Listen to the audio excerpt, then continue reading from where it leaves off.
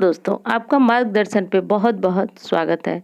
दोस्तों, आज मैं बात करने वाली हूँ एक बहुत महत्वपूर्ण विषय पे, चूड़ियाँ। तो हाँ दोस्तों, चूड़ियाँ हर सुहागिन महिलाएँ अपने हाथों में ज़रूर पहनती हैं और ये सुहाग की निशानी मानी जाती है। ख़ास तौर से कुछ चीज़ें जैसे सिंदूर हो गया, बिछुआ हुआ, चूड़ियाँ हुई, मंगलसूत्र हुआ, तो ये सारी निशानियाँ एक सुहागिन औरतों की है। और ये वो इसे तब तक जुड़ी रहती है दोस्तों जब तक वो सुहागिन रहती है। तो ये काफ़ी एक अच्छा लगता है, मतलब सुहागिन औरतें जब पूरे श्रृंगार में रहती हैं तो ऐसा कहा जाता है कि माँ लक्ष्मी भी उनसे प्रसन्न होती हैं। यानी देखिए, अब पहले के समय में तो ऐसा कहा जाता था कि हमारे शास्त्रों में भी लिखा है दोस्तों कि जब एक औरत पूरे सज-धज के माँ लक्ष्मी की तरह श्रृंगार करती है, तो ऐसा माना जाता है कि माँ लक्ष्मी उस घर में साक्षात निवास करती हैं। उसके पायलों से जो खनक होती है, चूड़ियों से जो खनक निकलती है, उससे घर का वास्तु दोष स्वयं ही दूर हो जाता है। परंतु दोस्तों, आज हम बात करने वाले हैं सिर्फ चूड़ियों पे, वास्तु दोष पे नहीं। तो देखिए, तो चूड़ियाँ जब आप पहने तो पहनते समय आपको ध्यान देना है दोस्तों कि जब आप पुरानी चूड़ियों को निकाल रहे हैं, नई चूड़ियाँ पहन रहे हैं, तो उस समय हाथ पूरी तरह से खाली नहीं होना चाहिए। खा उसमें आप या तो पुरानी एक चूड़ियाँ छोड़ दें, तो पुरानी चूड़ी छोड़ने में समस्या ये होती है दोस्तों कि वो देखने में उतनी अच्छी नहीं लगती है, क्योंकि जब आप नई चूड़ियाँ पहन लेते हैं तो पीछे से एक पुरानी चूड़ी उतनी अच्छी नहीं लगती है। तो उसके लिए आप क्या करें कि हाथों में रक्षा या कोई धागा लेकर के पहले से ही बांध लें, तो इससे आपका हाथ खाली नहीं रहेगा और आप इसमें फिर से पूरी चूड़ियाँ पहन लें। और कुछ नहीं करना चाहते हैं दोस्तों, तो आप एक रबड़ बैंड ले लें और उसको हाथों में पहन लें।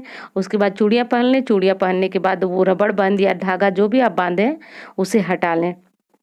और देख लीजिए दोस्तों कि ज़्यादातर आप कोशिश यही कीजिए कि आप घर पे रहने वाली हैं और आपको कोई मैचिंग की कोई समस्या नहीं है, या आप बाहर जाते हैं सिर्फ कड़े पहन करके, तो आप अगर मैचिंग पहनना चाहते हैं तो इसके लिए कोई ऐसा विशेष मना नहीं है। बस हमारे बताया गया है कि सुहागिन महिलाओं को सफ़ेद और काला रंग पहनने से क्या होता है कि उनके मन में जो है एक तरह की चंचलता होती है और ये सुहाग के लिए अच्छा भी नहीं माना जाता है। और कभी-कभी आप इस रंग के पहनते हैं, जैसे कोई मैचिंग ड्रेस है आपकी उसके साथ पहनते हैं, शादी-ब्याह में पहनते हैं, तो उसको बुरा नहीं माना जाता है। परंतु अगर आपको सफ़ेद या काला, बहुत से लोगों का रंग, ये जो रंग है वो पसंद होता है, तो इस रंग की चूड़ियाँ भी आप हमेशा पहनने से बचें। और अगली ये चीज़ है दोस्तों कि देखिए, जब आप मायके जाती हैं, किसी शादी, फंक्शन, विवाह या किसी और जगह पे जाती हैं, तो वहाँ जब आपको चूड़ी पहनाया जाता है, बोला जाता है कि ये चूड़ियाँ आप पहन लीजिए, तो उस समय क्या होता है कि हम चूड़ियाँ लेने से मना कर देते हैं, इनकार कर देते हैं, या हमें कहीं से कोई गिफ्ट में चूड़ियाँ मिलती हैं, तो वो हमारे लिए बहुत अच्छी और बहुत बहुत उपयोगी होती हैं। भले ही वो देखने में हमें अच्छी ना लगे, उतनी सुंदर ना लगे दोस्तों, पर वो हमारे सुख और सौभाग्य में वृद्धि करती हैं, किसी के द्वारा दी हुई खास तौर से चूड़ियाँ। तो इसे आप ज़रूर रख लें और खुद पहनें आप इसे, ये काफ़ी अच्छा माना जाता है। अब अगली बात ये आती है कि जब हमारे पास चूड़ियाँ पहनते रहते हैं, उतारते रहते हैं और चूड़ियाँ उतनी खराब भी नहीं होती हैं और हम किसी को देना भी अच्छा नहीं मानते हो, तो ऐसे में समस्या आती है कि हम चूड़ियों को क्या करें, फेंकें, क्या करें? तो दोस्तों, चूड़ियों को फेंकने का भी एक नियम है। आप ऐसे चूड़ियों को तुरंत हाथों से उतार कर के डस्टबिन में मत डालिए। आप हाथों से चूड़ियों को उतारिए और दुपट्टा, साड़ी का पल्लू, जो भी मतलब आप पहने उसमें आँचल में उस चूड़ियों को उतार के रख लें और रखने के बाद आप उसे 3 बार चूमें और चूम करके आप उसे डस्टबिन में डाल सकती हैं। कहीं किसी प्रकार का कोई दोष नहीं लगेगा।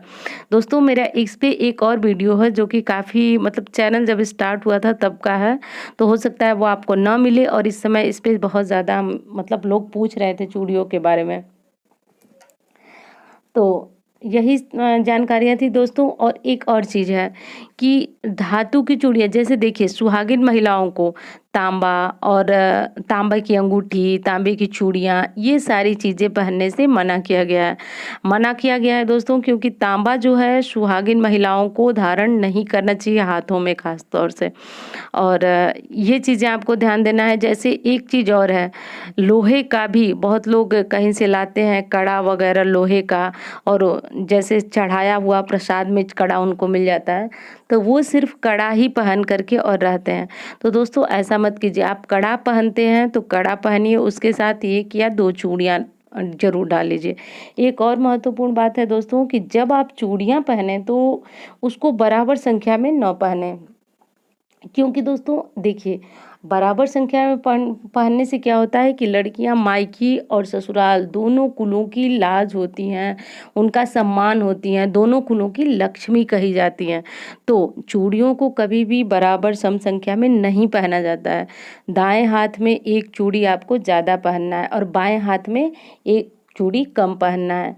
अब ये चीज़ें भी आपको ध्यान देना है। और सबसे पहले बहुत ज़्यादा ये प्रश्न भी आया था मेरे पास कि सबसे पहले हम किस हाथ में चूड़ी पहने। तो दोस्तों सबसे पहले आप दाहिने हाथ में चूड़ी पहने और चूड़ियाँ पहनने, नई चूड़ियाँ पहनने। चूड़ियाँ क्या दोस्तों, मैं तो कहती हूँ कि सुहाग की कोई भी चीज़ हो, कोई भी कपड़ा हो, कुछ भी हो, तो एक बार आप पहनने से पहले आँख बंद करके आप अपने इष्ट देव का नाम ले लें। अगर हो सकता है तो आप उनको चढ़ा भी दें। चढ़ा देने से क्या होता है कि वो आप के लिए बहुत अच्छा और शुभ बन जाता है। और नहीं चढ़ा सकते हैं तो आप आंखें बंद करके अपने इष्ट देव का, माता दुर्गा हैं, लक्ष्मी जी हैं, जिसके जो भी इष्ट देव हैं उनका नाम ले लें, फिर उसके बाद चूड़ियाँ पहनें। क्योंकि दोस्तों चूड़ियाँ काफ़ी मतलब सुहाग के लिए बहुत ज़रूरी ये निशानी मानी जाती हैं। तो जो लोग नहीं पहनते हैं दोस्तों, उनके ऊपर तो मैं थोपूंगी नहीं, वो सबकी अपनी इच्छा होती है, परंतु जो लोग पहनते हैं उनके लिए ये वीडियो, जो लोग पूछे हैं उनके लिए ये वीडियो काफ़ी फायदेमंद होने वाला है। और एक बात है दोस्तों कि जब भी आप चूड़ियाँ पहने तो सम संख्या में ना पहने। और चांदी का बहुत सारे लोग जो है वो कड़ा पहनते हैं, चांदी का कड़ा। तो कड़े को आप, चांदी का जो कड़ा होता है वो दोनों हाथों में ना पहने। उस कड़े के साथ आप 1 या 2 चूड़ियाँ डाल लें। और अगली ये चीज़ है कि अगर आप वही कड़ा 2 हाथों के बदले अगर एक हाथ में किसी प्रसाद में या कहीं से आपको मिला हुआ है, एक हाथ में पहनते हैं तो ये अच्छा माना जाता है। और दोस्तों खास तौर से औरतों के लिए कड़ा चांदी का पहनना या ऐसा माना जाता है कि चंद्रमा जो है वो मन को विचलित करने वाले हैं, और चांदी का चंद्रमा से संपर्क है, तो इसलिए बहुत अच्छा नहीं माना जा सकता है।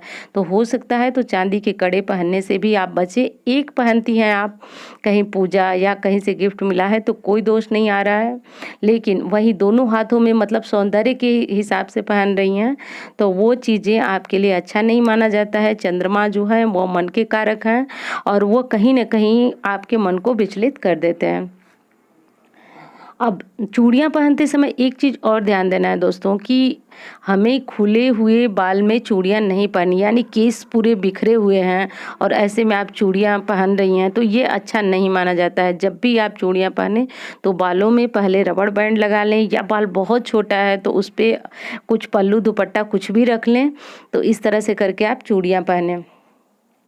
अब देखिए आजकल जो है बहुत सारी मेटल की चूड़ियाँ आ रही हैं। मेटल की चूड़ियाँ मतलब मेटल की चूड़ियाँ पहनना अच्छा है दोस्तों, पर उसके साथ आपको बस यही ध्यान रखना है कि उसमें 1 या 2 काँच की चूड़ियाँ ज़रूर डालें, क्योंकि दोस्तों काँच की चूड़ियाँ पहनना ये सबसे शुभ माना जाता है और सबसे अच्छा। तो काँच, प्लास्टिक, मेटल जो भी शादी ब्याह में जो भी चूड़ा वगैरह पहनते हैं उसमें कोशिश करें कि एक कोई प्लास्टिक का कड़ा या जो भी हो उसमें नग जो हो वो कुछ न कुछ नग या कुछ ऐसा एक चूड़ी ही डाल लें आप जो शीशे की हो, और या तो नग जो आता है वो भी शीशे का होता है। तो इससे भी क्या होता है कि ये दोष जो है वह समाप्त हो जाता है। तो इस बात का भी आप ध्यान रखें, क्योंकि सबसे जो अच्छी मानी जाती हैं सुहागन स्त्री के लिए वह कांच की चूड़ियाँ ही मानी जाती हैं। तो भले ही एक नग हो तो क्या हुआ, पर आप जो मेटल की चूड़ियाँ होती हैं उसमें भी आप डाल लें एक चूड़ी, ये जो शीशे वाली होती हैं, या उसमें कोई कड़ा ऐसा हो जिसमें नग लगा हो शीशे का, तब भी ये दोष जो है वह समाप्त हो जाता है। अगर आप नहा के आ रही हैं, अगर आप चूड़ियाँ डेली बदलती हैं, डेली पहनती हैं और नहा के आ रही हैं तो तुरंत बाद आपको चूड़ियाँ नहीं पहनना है। आप नहाने के बाद कंघी वगैरह कर लीजिए, अपने मुँह में कुछ मीठा डाल लीजिए, उसके बाद जो है आप अपनी पुरानी चूड़ियों को उतारिए जिस तरह से मैं बताई हूँ आपको कि कोई रबड़ बैंड लगा लीजिए, कोई रक्षा अगर आप पहनती हैं, बाँधती हैं तब तो अच्छा है। पर पूरे हाथों को खाली करके कभी भी चूड़ियाँ पूरे हाथों को खाली करके नहीं पहनी जाती हैं, नंगे सर नहीं पहनी जाती हैं। यानी नंगे सर का मतलब यह है कि बालों को खुला छोड़ करके, पूरे केस बिखरे हुए छोड़ करके नहीं पहनी जाती है।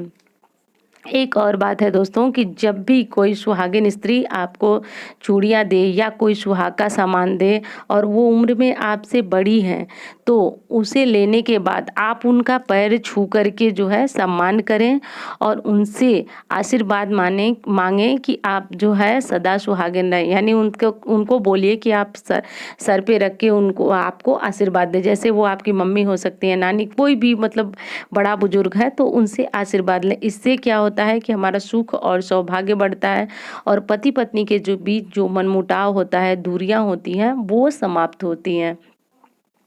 तो दोस्तों अगर मेरा सुझाव माने तो यही है कि एक सुहागन स्त्री को चूड़ियाँ ज़रूर पहननी चाहिए। आप भले ही वो चूड़ी एक पहने, जैसे दाहिने हाथ में आप जो है वह 2 चूड़ियाँ डाल लें, बाएं हाथ में 1 चूड़ियाँ डाल दें, तो इस तरह से भी करके हो सकता है और इस तरह से भी करके काफ़ी अच्छा है।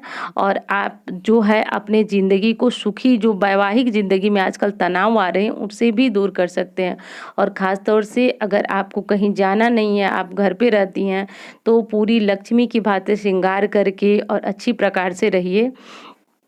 उससे क्या होता है कि माँ लक्ष्मी भी प्रसन्न होती हैं और एक सुखी और संपन्न जो दाम्पत्य जीवन की है, यहीं से न्यू शुरू होती है। तो दोस्तों इसीलिए शादियों में, ब्याह में भी यही बताया जाता है कि जो दुल्हन को, चाहे दुल्हन मतलब चाहे पंजाबी हो, मराठी हो, किसी चीज़ में, उसे लाल रंग में पूरी तरह से सजाया जाता है और उसे संवारा जाता है और एक-एक चीज़ का बहुत विशेष ध्यान रखा जाता है। तो अगर हो सके, आप भी घर पे रहती हैं, आपको बाहर नहीं जाना है, तो आप पायल पहनिए, बिछुआ पहनिए, चूड़ियाँ पहनिए, अच्छी तरह से रहिए। इससे क्या होता है कि माता लक्ष्मी भी प्रसन्न होती हैं और आपके सुख और सौभाग्य दोनों में वृद्धि होती है। तो दोस्तों ये वीडियो जो है आपको अच्छा लगा होगा, क्योंकि ये वीडियो हर सुहागिन स्त्री के लिए एक बहुत ज़रूरी वीडियो है। इस पे तो वीडियो मेरी पहले भी थी, एक जो चैनल बना था जब का, तो काफ़ी पुरानी हो चुकी है, सारे लोग ढूंढ नहीं पा रहे हैं। तो उम्मीद करती हूँ दोस्तों ये वीडियो आपको अच्छी लगी होगी। मिलती हूँ इसी तरह की वीडियो के साथ। धन्यवाद।